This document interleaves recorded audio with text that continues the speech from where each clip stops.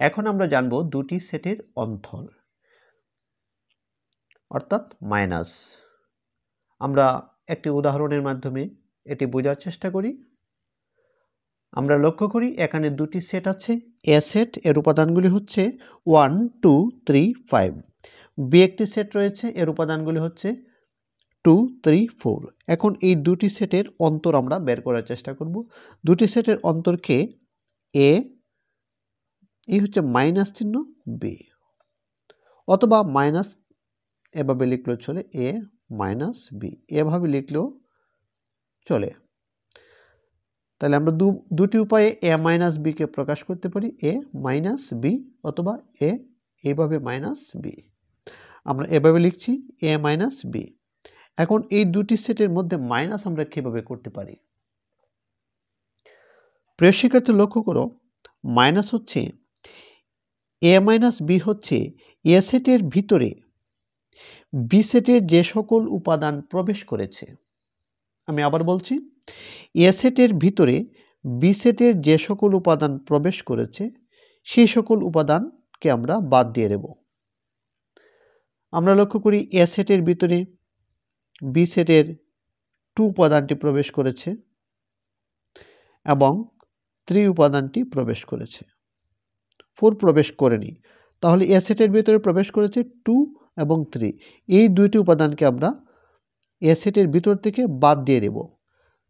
তাহলে এ সেটের ভিতর থেকে 2কে এবং 3কে, 2 এবং 3কে বাদ দেওয়ার পরে থাকবে 1 এবং 5।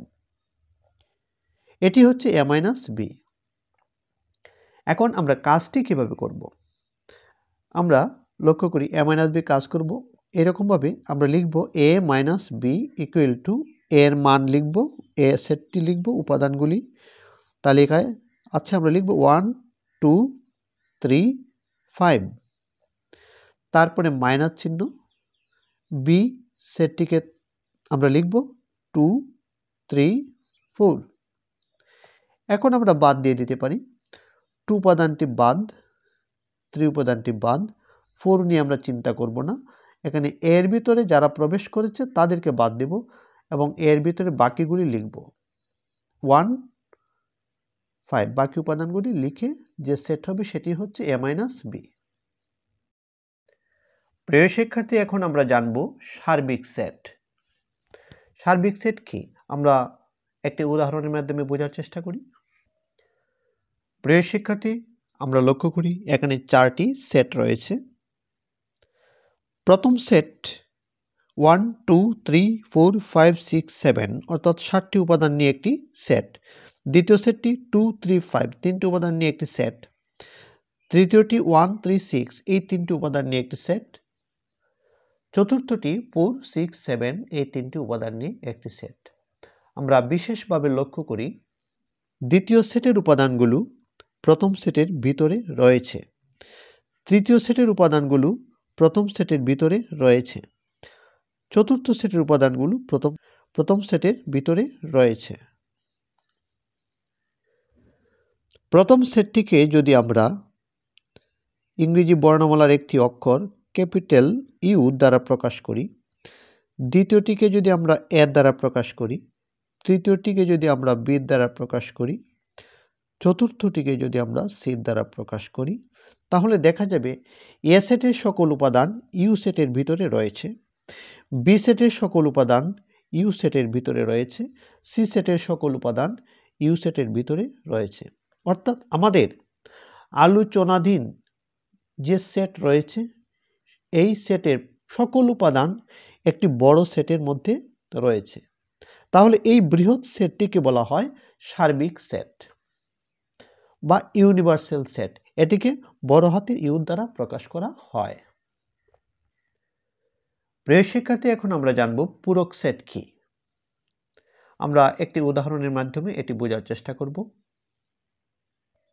আমরা লক্ষ্য করি এখানে ইউ একটি সেট, 1 2 3 4 5 6 7 উপাদানগুলি নিয়ে একটি সেট। এটি হচ্ছে সার্বিক সেট ইউ। এবং এ একটি সেট, সার্বিক সেটের ভিতর থেকে উপাদান নিয়ে হয়েছে, অর্থাৎ এ সেটের সকল উপাদান ইউ সেটের মধ্যে রয়েছে, সেটি হচ্ছে 2 3 5 উপাদান নিয়ে সেট। এখন পূরক সেট বলতে আমরা কি বুঝব? পূরক সেট হচ্ছে সার্বিক সেট থেকে এর উপাদানগুলি বাদ দেওয়ার পরে যা থাকবে তাই হচ্ছে পূরক সেট। এখন লক্ষ্য করি, সার্বিক সেটের ভিতরে 2কে আমরা ক্যান্সেল করব, 3 আছে 3কে ক্যান্সেল করব, এ সেটের উপাদানগুলিকে আমরা বাদ দেব, এ সেটের উপাদান 5, সার্বিক সেট থেকে 5কে বাদ দেব, অর্থাৎ 2, 3, 5 এই 3টি উপাদানকে বাদ দেওয়ার পর যে সকল উপাদান থাকবে সেটিকে বলা হবে এ এর পূরক সেট। তাহলে পূরক সেটটি হচ্ছে 1, 4, 6, 7। এটাকে এ পূরক বা এ কমপ্লিমেন্ট, এই চিহ্নটিকে পূরক চিহ্ন বলে। এ কমপ্লিমেন্ট ইকুয়াল টু হবে 1, 4, 6, 7।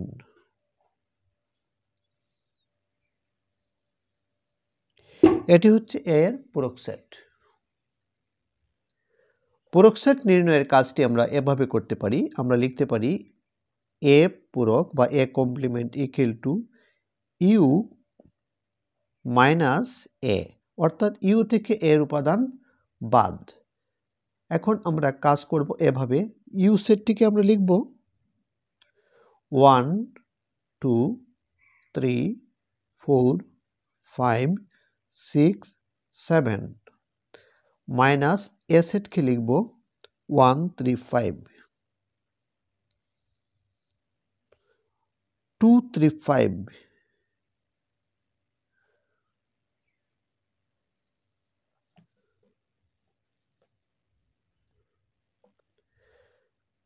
এখন ইউ সেটের ভিতর থেকে এ সেটের উপাদান বাদ দেব, 2কে বাদ দেব, 3কে বাদ দেব, 5কে বাদ দেব, তাহলে যা থাকবে তা লিখব 1, 4, 6, 7, 1, 4, 6, 7। এভাবে আমরা এর পূরক সেট নির্ণয় করব।